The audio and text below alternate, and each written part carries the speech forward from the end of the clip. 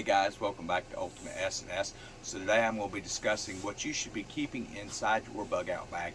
With everything happening in the country right now and even overseas, it's important now more than ever that you get your bug out bag ready to go. There's a lot of different options you can have, but these are, in my opinion, the top 5 items that you should keep.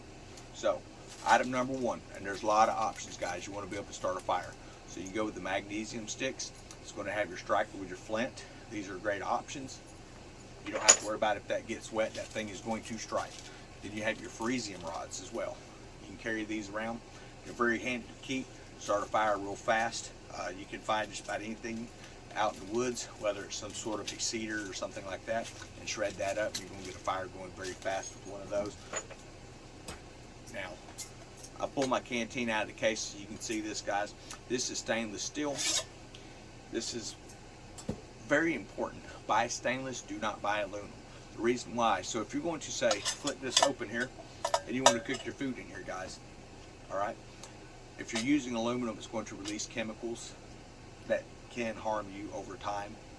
It could eventually kill you. So use stainless steel.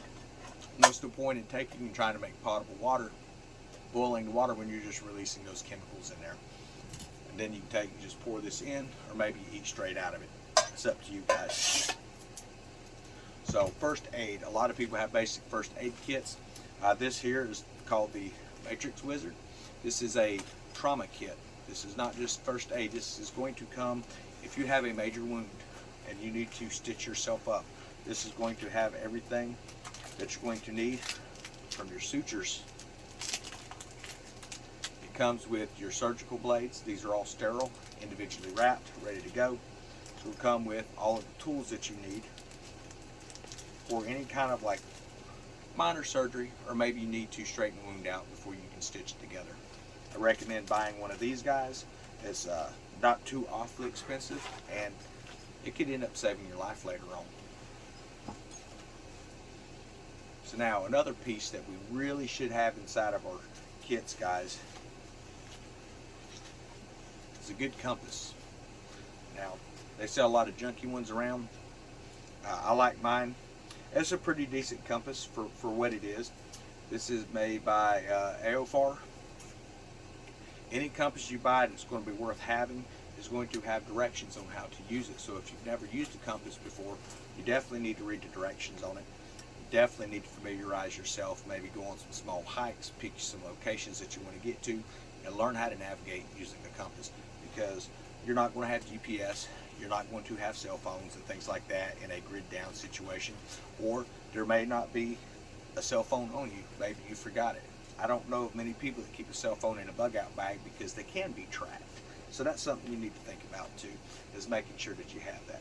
Now this option here, there's a lot of great options out there. This is what I keep. I keep 5 of these in each bug out bag that I have. So I have 2 bug out bags, one for me, one for my dad. And there's a lot of different types of menus they have, so we got a mixture of stuff, but one of these will feed 3 to 4 people pretty easy for a meal. This is Legacy Premium. I don't get paid anything to suggest them. It's just the best buy that I've found as far as money goes. And keep these in 5 days. It's going to keep each person fed for 5 days. You've got 2 packs, so you look at 10 days of food right there, guys. And you're going to have a lot of the calories and things that you need. It's good to have a source of information as far as, say, what kind of foods that you can eat in your area. They have North American field guides and things like that. I keep a copy of that inside of a sealed bag. That way I can pull that out and look at it for the area that I'm in. And it's going to tell me what kind of foods are around. But if you're not seeing any foods, you need to have a backup. You can eat a handful of berries. You're not going to get the calories that you need if you're on the move. So make sure that you have some kind of a backup source of food.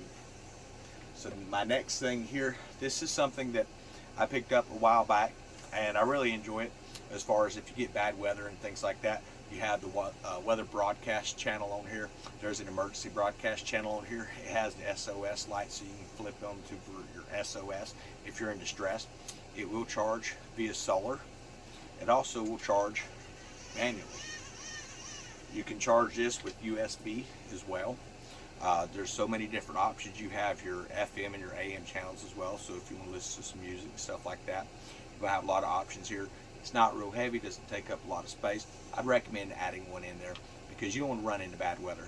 It doesn't take but a few minutes to flip on the weather broadcast station. It's going to tell you what's going on. You're going to have the emergency broadcast station on here, which is going to tell you what kind of scenario you may be walking into if you're entering into a town scenario. So these are just, in my opinion, some of the top items that you should have. This one here, it's kind of optional, but it would be nice because everybody would like to listen to a little bit of music maybe in the evening after a long walk, if you're in a scenario where you don't have to worry about people trying to come up on you. So I hope everyone's having a great week, and we will check back with everybody later.